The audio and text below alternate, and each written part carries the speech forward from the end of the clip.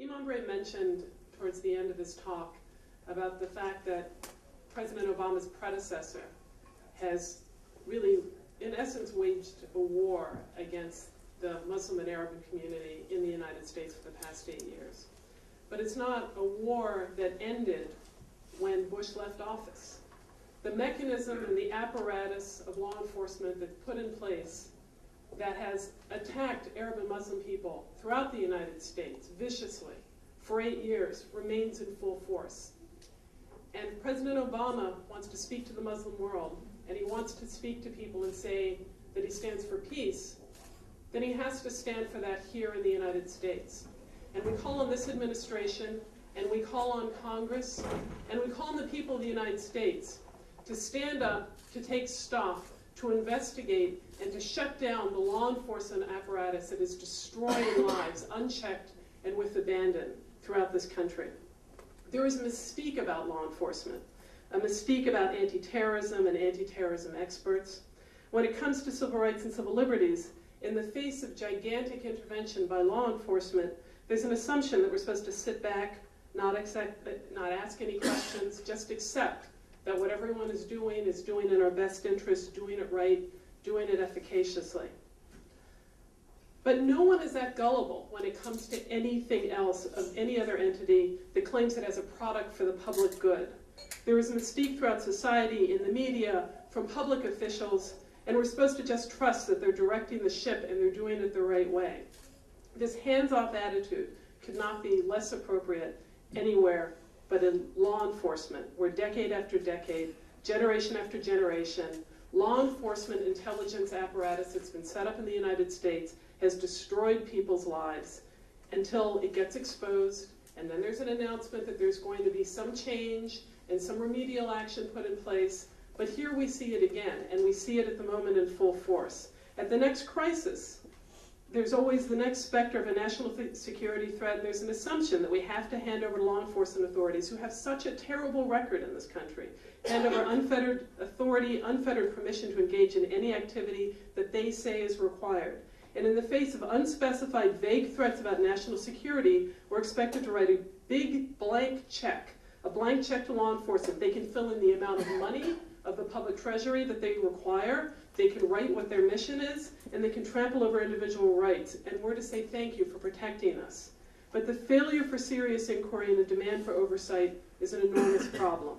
People are intimidated, including elected officials and sectors of the media, intimidated by law enforcement who are aggregating so much power in secret. So now we are standing here to sound the call, and we're telling people to stand up, to ask questions, to demand answers, to demand oversight. Right now there are 58 fusion centers operating around the country, state, local, regional fusion centers. These fusion centers are operating with virtually, well, in fact, no oversight. There is no oversight. They operate in secret. They are out there collecting data, collecting mass amounts of data, using data mining techniques, collecting information from private sources, telling law enforcement operators, and there are 800,000 law enforcement personnel in the United States, to collect information and just put it in. It doesn't matter if there is an allegation of criminal misconduct. People to report suspicious activity. Well, what is suspicious activity? We've seen it. We've seen that that ends up being racial and religious profiling. And there's no way to see what's in the databases. There's no way to see what's being collected. There's no way to get your name out of there. Millions of people and lawful organizations and lawful people in the United States are being dumped into a law enforcement quasi-criminal, or in fact criminal, database for no reason and no good reason. But what happens when you have thousands and tens of thousands, if not hundreds of thousands of people in the United States, law enforcement personnel, who are getting enormous sums of money and who have to basically create a pretext to justify these institutions? The fusion centers are institutions looking for a pretext to justify their existence. And what happens when you tell these centers and you tell tens of thousands, not hundreds of thousands of people, to go find the domestic enemy within? They're going to find one, even if there isn't one.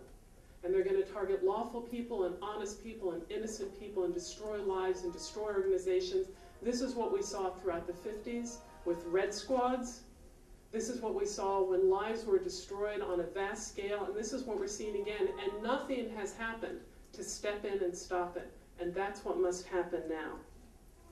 They are unregulated, They collect information from political entities. They collect information from organizations that have political purposes, like Steve Emerson's organization, which is known to be not only unreliable, but frankly a racist organization, and one that targets Arab and Muslim people because they are Arab and Muslim people. And the law enforcement operations collect information from him, they cite him, he cites them back. It's an endless circle of lies, and people's lives are being caught up and destroyed in the midst of this.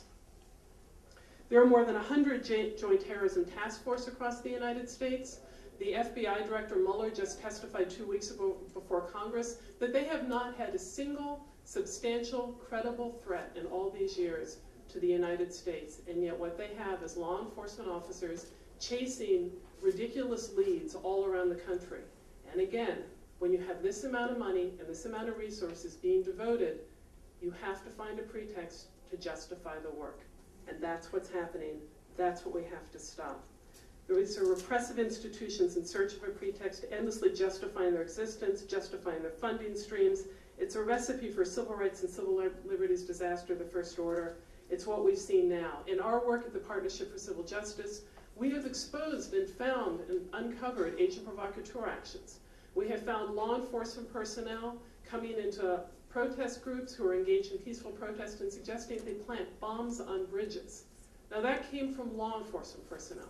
We've uncovered law enforcement personnel who went into the midst of lawful assemblies and rallies and beat and attacked and pepper sprayed people, and the government claimed that those were other demonstrators when in fact they were law enforcement personnel. We know this is what they do. It's been exposed that they've been entering mosques in California. I think we can say with great confidence they've probably done this all over the United States. No one is above the law. That goes for law enforcement. It's enshrined in the Constitution. It's enshrined in the First Amendment, the Fourth Amendment, in the Bill of Rights throughout. It's something that all of us must stand up for now. So what we're calling for is, in essence, to defuse the fusion centers. They're a ticking time bomb against the civil rights and civil liberties of people in the United States.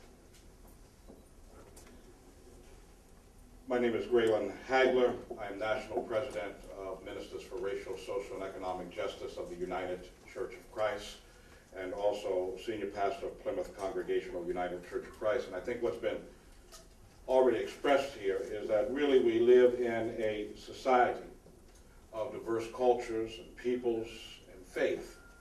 And as a Christian ordained in both the United Church of Christ and the Christian Church Disciples of Christ, we recognize and affirm a diverse world. In fact, I celebrate a diverse society and world. For in such a world, we all learn and grow because of each other, because of the culture and the style and the faith of each other. Now, there is a need, and there has been a need, not to succumb to fears, ignorance, and xenophobia. When we fear the other, we fail, because in the United States, we discover very quickly when we look around that the other is in fact us, because we are such a myriad of cultures and peoples and faiths that we find that we are the other as we gather in our society. It is important, and I affirm and applaud that President Barack Obama expressed that we are not at war with Islam, for we have truly felt in the predecessor that we have been at war with Islam. But we cannot be at war with Islam at home either in the United States. Islam is as much a part of the American fabric as Christianity or as Judaism or as any other faith is. So therefore we must be engaged in a proactive kind of policy at this time.